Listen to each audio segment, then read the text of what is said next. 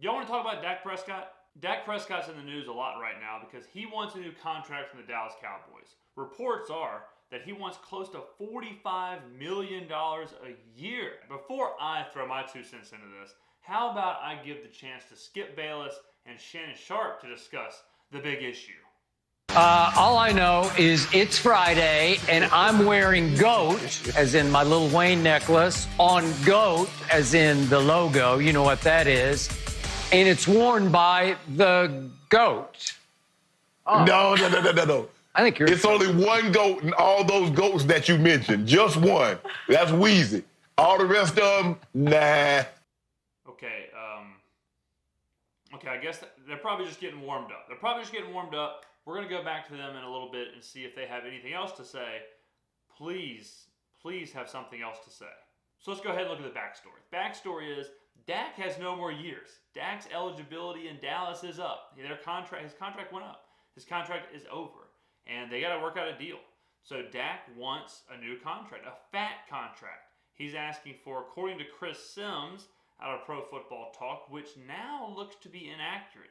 Chris Sims comes out and says that he had sources that said Dak asked for this, and then a couple of other insiders go in there and they say, yep, that's actually not true. So who knows what to believe? And look, a lot of the times agents leak stories, coaches leak stories, owners leak stories to try and leverage the situation. So every story that comes out until it's a pen on paper, we can go ahead and just kind of put an asterisk next to.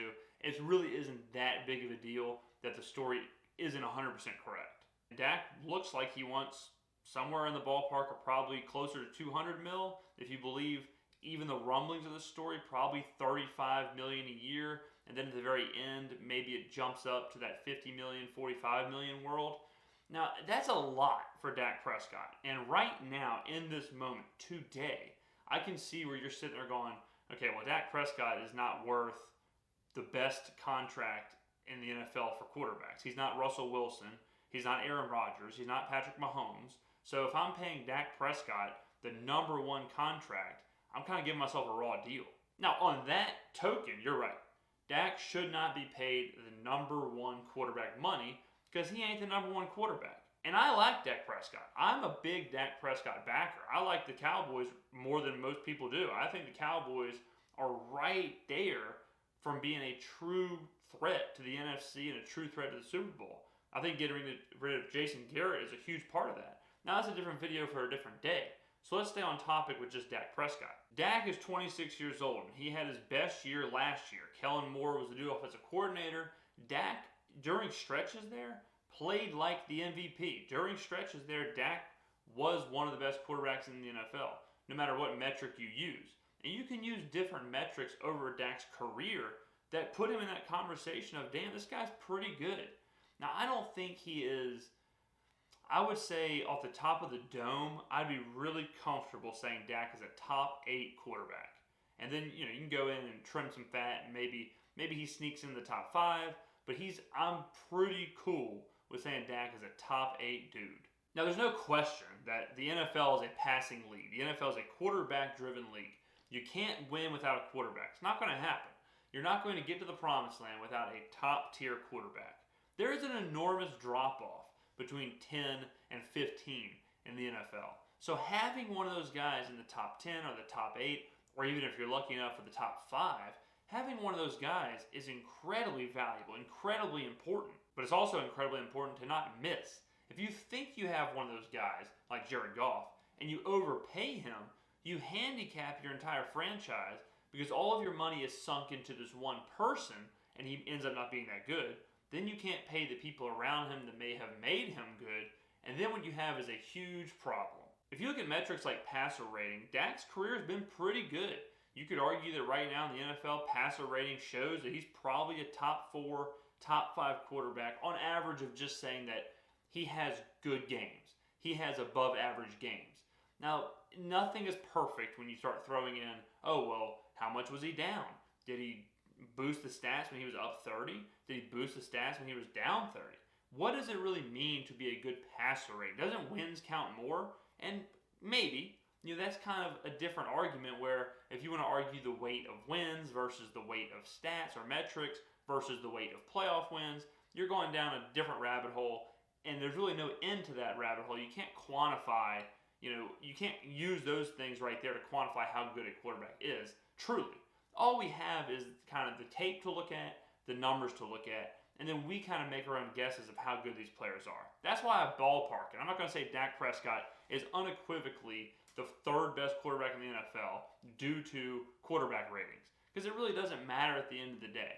What I can say is I'm comfortable with Dak being in that window of that 8-player window. So let's just stop there. Let's just agree to agree that Dak Prescott is a top 8 quarterback in the NFL. Okay, so he's a top 8 quarterback in the NFL.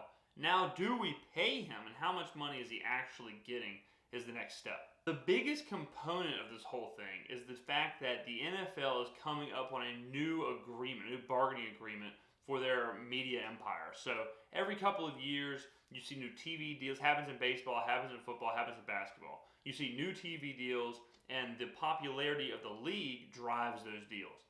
Obviously, the NFL's deal is going to explode. Obviously, the NFL deal is going to go up. So the cap is going to go up. So all these contracts are going to go up. Dak Prescott knows that. His agent knows that. So he's kind of front-loading this and saying, yeah, this sounds like a lot right now. $35 million sounds like a lot today. But $35 million is not going to seem like a lot a couple years down the road once this new agreement is met. Now let's look at Russell Wilson. Russell Wilson makes about $35 million a year, around what Dak Prescott's looking for. Now $35 million is a lot, and Russell Wilson definitely deserves it. But think about this.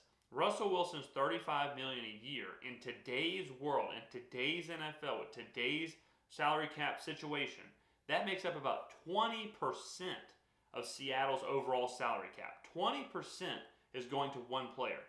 Is Dak Prescott worth 20%? No. But let's go ahead and kind of guess on the next phase of the salary cap.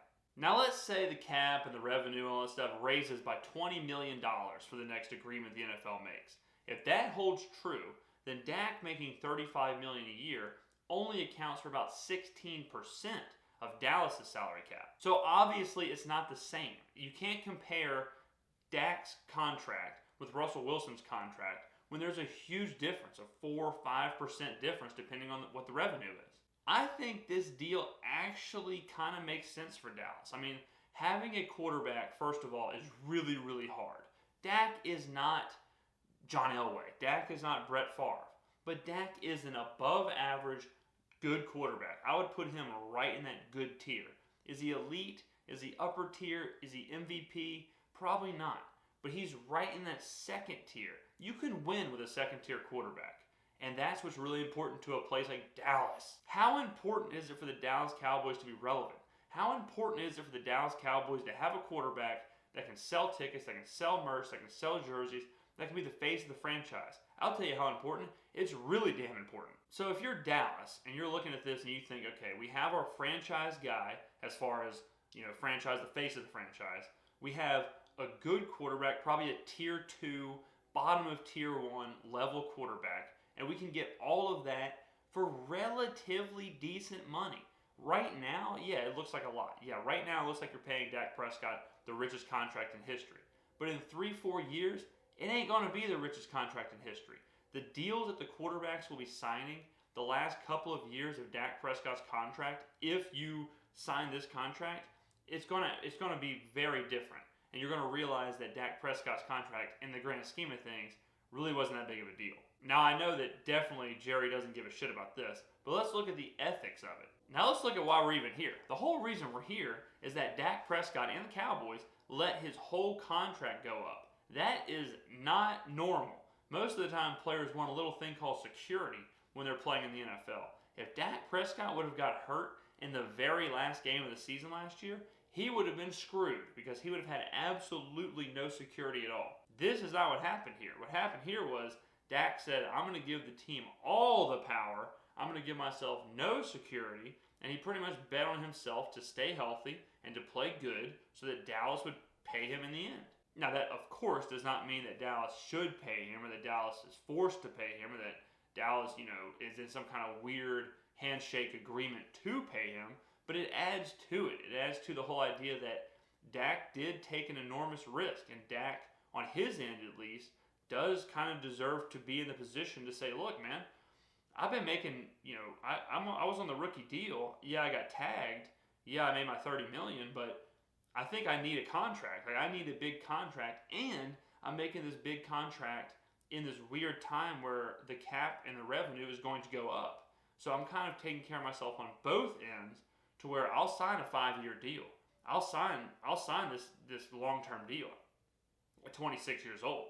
But I'm not going to sign a deal that's completely wrapped up in today's money when there's no telling what people are going to be signing for in 4 or 5 years. Then there's Andy Dalton. Now let's bring in Shannon and Skip again, shall we? Shannon and Skip, what do y'all think about the Andy Dalton-Dak Prescott scenario?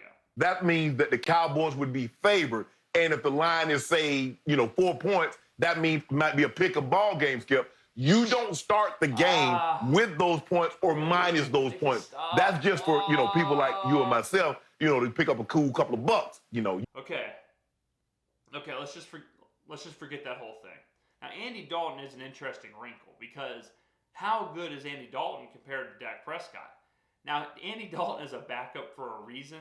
Andy Dalton got the Bengals to having the first overall pick for a reason. I'm not going to sit here and say that Andy Dalton is a top 15 quarterback in the NFL. I'm not going to say that. But if Dallas thinks Andy Dalton can do what Dak Prescott did, and as far as, the wins. So if you're looking at just wins, Dak Prescott just wins-wise, yeah, he had the 13-3 season.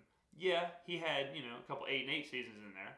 But overall, win-wise, what really has Dak Prescott done? And that's with an all-star cast around him. So if Dallas believes that Andy Dalton will get them in that 8-win, 10-win area, then I can see why they would run the risk of using Dalton over paying Dak almost $200 million. Now, that's probably going to piss off some fans. It's a big difference when you go from your franchise quarterback, a young gun, 26-year-old Dak Prescott, who you've seen since his rookie year, to Andy Dalton. But this is business. Andy also could be a leverage piece. Andy could be a piece where Dak's asking for $200 million. It's a lot easier to ask for $200 million when your backup is nobody.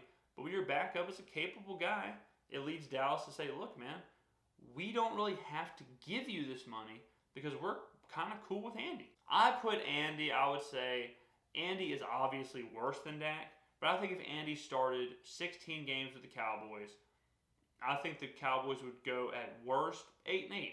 And at worst, 8-8 is pretty much what Dak Prescott's done. Now, I personally don't subscribe to, it's all about the wins, because there's a lot more to it. There's pieces around you, there's coaching, there's the franchise, there's your GM, your owner. There's a lot that goes into a win. It's not just how good a quarterback plays. Quarterback play obviously helps, but it's not the entire thing, and it's not my biggest metric by any means. I guess my biggest question with this whole thing is, what's the plan? If you don't sign Dak, what do? Do you go get Cam Newton? Do you just let Dalton let it rip and you hope Dalton gets you 8-9 wins and then just another season wasted? Or do you think Dalton can do more than that? Surely they don't think Dalton is a Super Bowl winning quarterback. And if you're not trying to win the Super Bowl, why make this move? And Dalton seemingly isn't the quarterback with Dallas that would make them go, 2-14 to where you get the first overall pick and draft Trevor Lawrence. So they're not tanking. What is the answer? One of the things they could do, and this isn't sexy by any means, they could run Dalton out there, let Dalton play, and then see what Winston does in New Orleans. If Winston signs a deal and wants to go somewhere else, maybe they think that a year in New Orleans does the body good, which, trust me, a night in New Orleans does not do the body good. Then Dallas could go get Jameis Winston. And is Jameis Winston, though, your franchise guy? Are you risking what you're doing with Dak to just go get Jameis Winston? It seems like kind of the same thing to me. How much better is Winston than Dak? Probably not better at all. Since there is no real alternative, I would pay Dak. I'd pay Dak because it's cleaner, it's easier. You have your guy, your franchise guy, who seemed to do really well with Kellen Moore. You have a new coach coming in. Kellen Moore has a second year under his belt, or will have a second year under his belt. And the money makes sense. It's really not a debate if you look at what he's asking for versus the future look of the NFL. I just don't think that is that big of a contract. It kind of sounds like one, but it won't sound like one in a couple of years. So if you're signing Dak to, if you're signing Dak to what will become the 5th, 6th highest paid quarterback, that sounds about right to be the quarterback of the Dallas Cowboys. Let me know what you think in the comments below. Do you think Dallas should sign Dak? Or do you think they should go somewhere else? Is Andy Dalton the answer? How many wins do you think Dalton gets down there? That's the real question. I don't think a lot. For the smartest and best takes on all kind of different topics, please go ahead and hit that subscribe button. If you subscribe and hit the little bell down there, that is the easiest way to know every time that I have a new video out there. And of course, if you want more of these opinions in an unfiltered manner, check out the podcast. The podcast is on iTunes and Spotify. We are at least once a week, and we talk about anything and everything. So thank you very much for watching, listening, however you watch this, and I'll see you next time for the next video here from James Skrmetta.